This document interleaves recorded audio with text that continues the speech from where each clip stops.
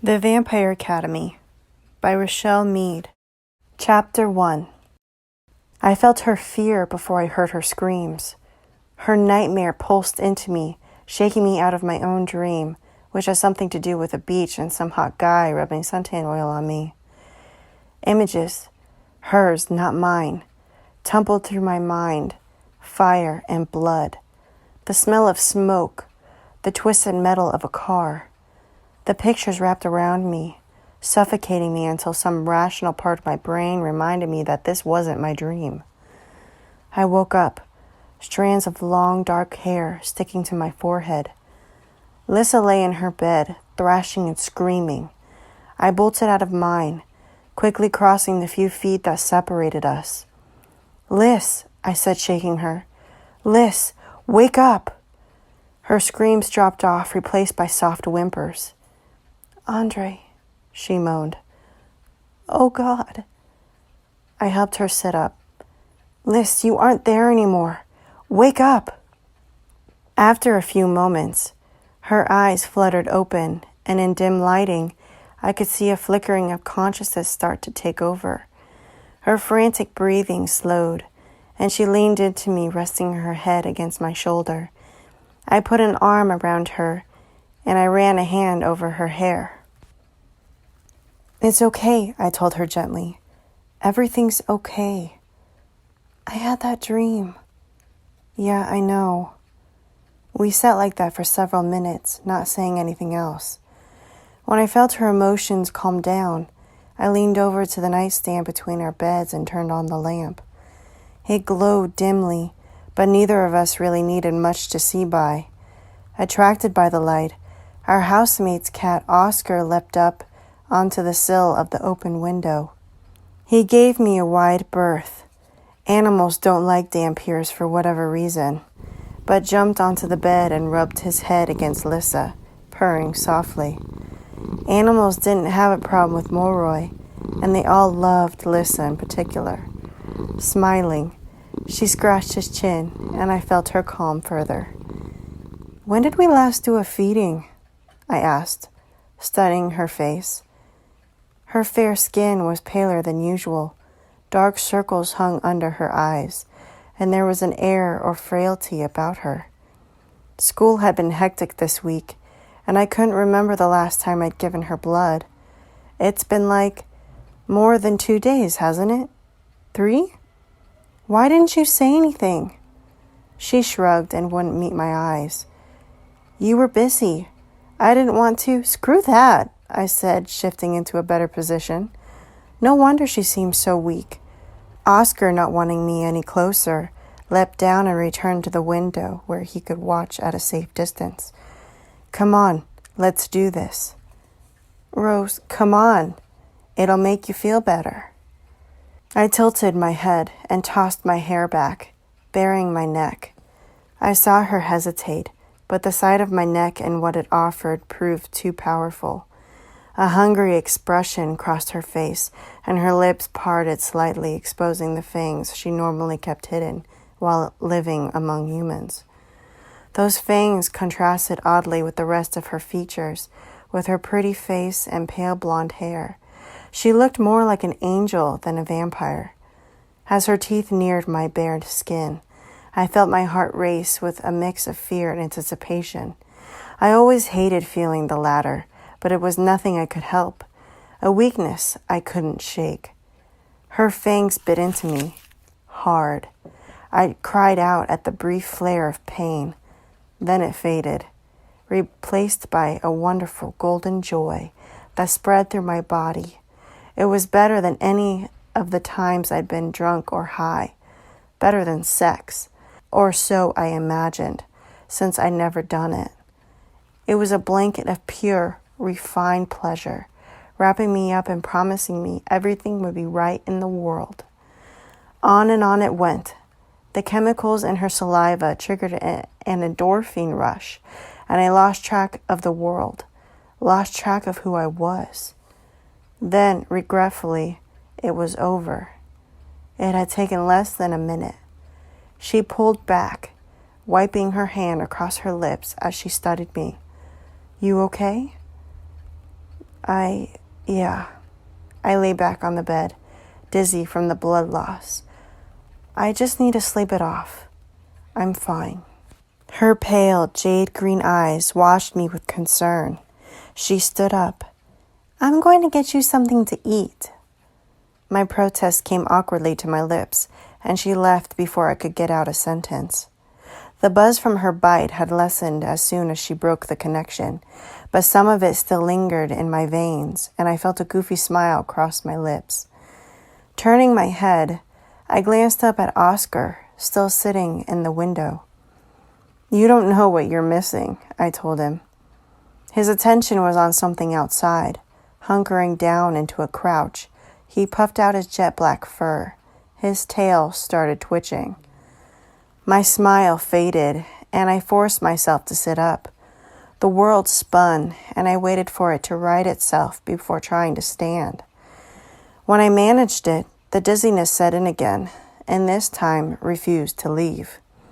Still, I felt okay enough to stumble to the window and peer out with Oscar. He eyed me warily, scooted over a little, and then returned to whatever had held his attention. A warm breeze, unseasonably warm for a Portland fall, played with my hair as I leaned out. The street was dark and relatively quiet. It was 3 a.m, just about the only time a college campus settled down, at least somewhat. The house in which we'd rented a room for the past 8 months sat in a residential street with old, mismatched houses. Across the road, a streetlight flickered, nearly ready to burn out. It still cast enough light for me to make out the shapes of cars and buildings. In our own yard, I could see the silhouettes of trees and bushes, and a man watching me. I jerked back in surprise. A figure stood by a tree in the yard, about 30 feet away, where he could easily see through the window. He was close enough that I probably could have thrown something and hit him. He was certainly close enough that he could have seen what Lissa and I had just done. The shadows covered him so well that even with my heightened sight, I couldn't make out any of his features, save for his height. He was tall, really tall.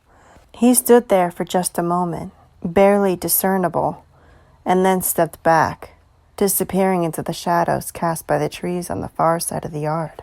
I was pretty sure I saw someone else move nearby and join him before the blackness swallowed them both. Whoever these figures were, Oscar didn't like them.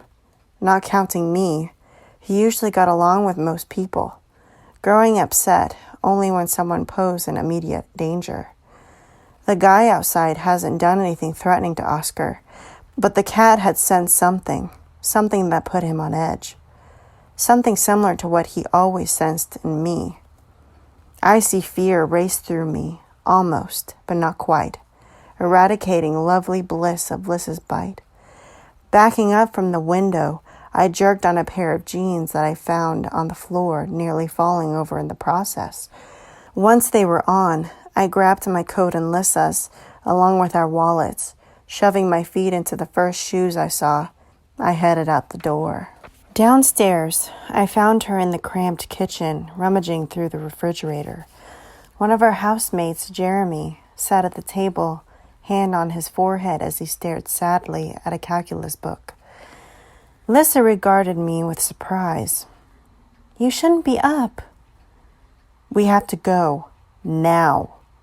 Her eyes widened, and then a moment later, understanding clicked in. Are you... really? Are you sure? I nodded. I couldn't explain how I knew for sure. I just did. Jeremy watched us curiously. What's wrong? An idea came to mind. Liz, get his car keys. He looked back and forth between us. What are you?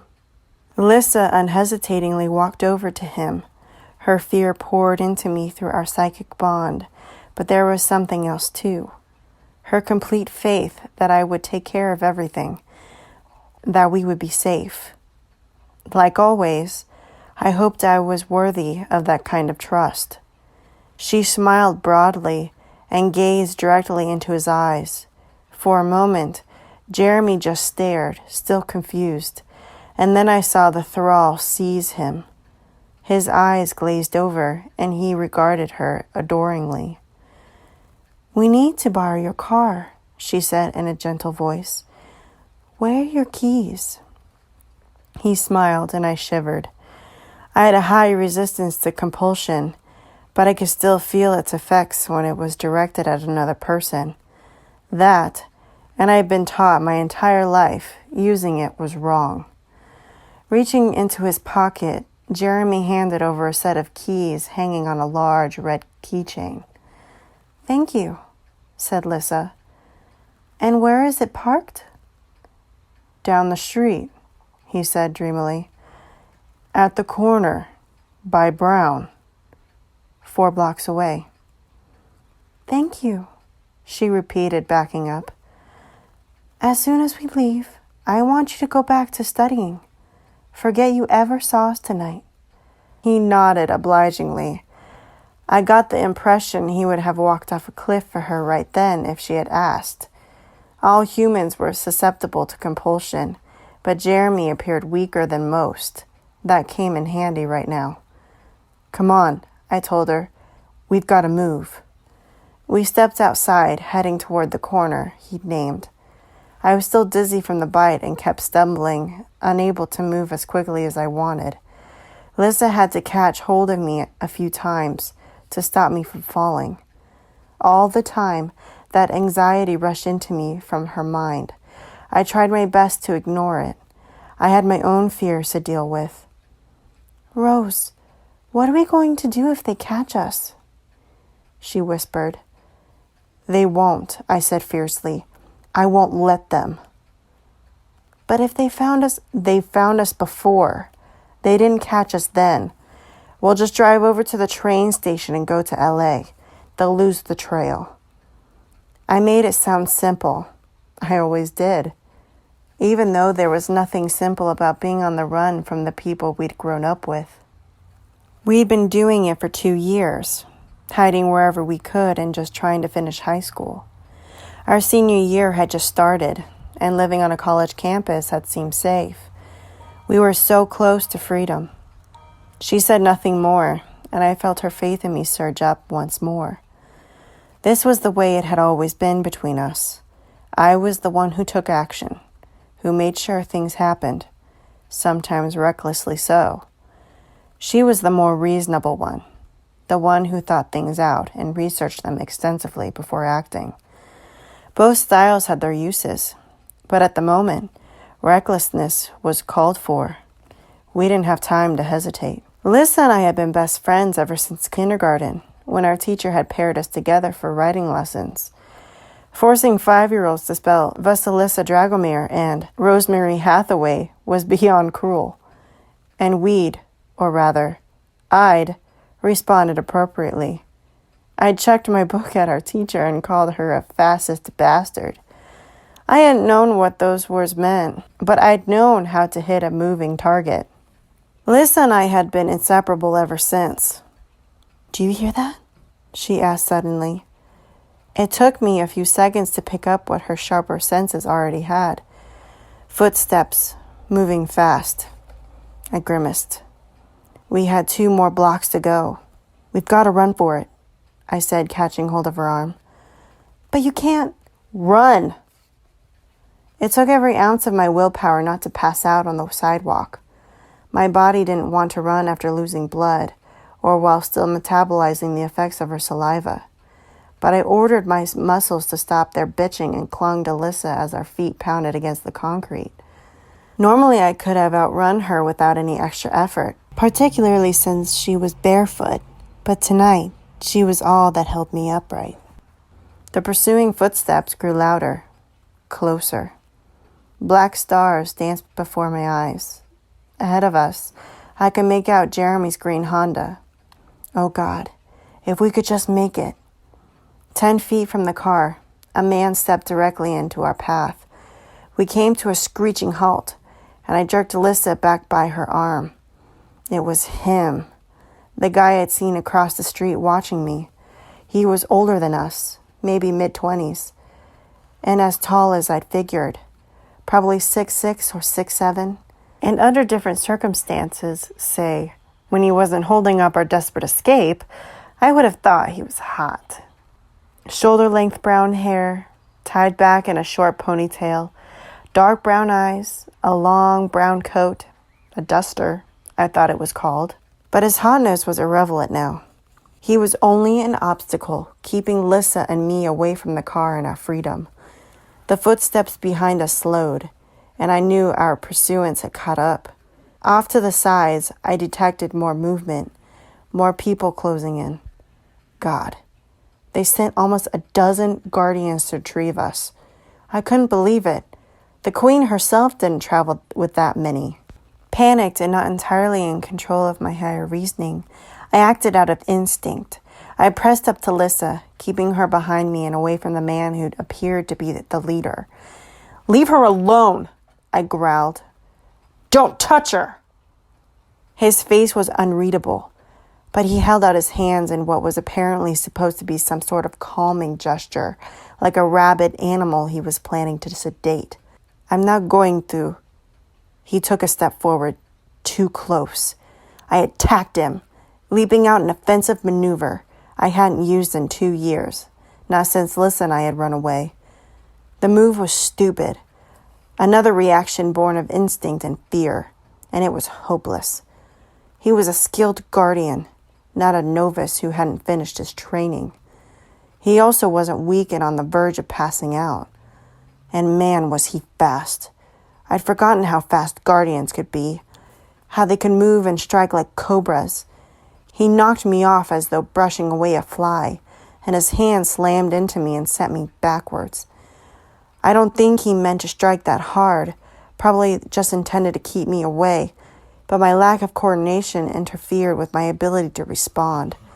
Unable to catch my footing, I started to fall, heading straight toward the sidewalk at a twisted angle, hip first. It was going to hurt. A lot. Only it didn't. Just as quickly as he blocked me, the man reached out and caught my arm, keeping me upright. When I'd steadied myself, I noticed he was staring at me, or more precisely, at my neck. Still disoriented, I didn't get it right away. Then slowly my free hand reached up to the side of my throat and lightly touched the wound Lissa had made earlier. When I pulled my fingers back, I saw slick, dark blood on my skin. Embarrassed, I shook my hair so that it fell forward around my face.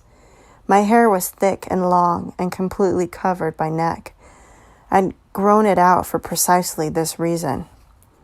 The guy's dark eyes lingered on the now covered bite a moment longer and then met mine. I returned his look defiantly and quickly jerked out of his hold. He let me go, though I knew he could have restrained me all night if he wanted. Fighting the nauseating dizziness, I backed towards Lissa again, bracing myself for another attack. Suddenly, her hand caught hold of mine. "Rose," she said quietly. "Don't." Her words had no effect on me at first, but calming thoughts gradually began to settle in my mind, coming across through the bond. It wasn't exactly compulsion. She wouldn't use that on me, but it was effectual. As was the fact that we were hopelessly outnumbered and outclassed. Even I knew struggling would be pointless. The tension left my body and I sagged in defeat. Sensing my resignation, the man stepped forward, turning his attention to Lissa. His face was calm. He swept her a bow and managed to look graceful doing it, which surprised me considering his height. "My name is Dmitry Belikov," he said. I could hear a faint Russian accent. "I've come to take you back to St. Vladimir's Academy, Princess."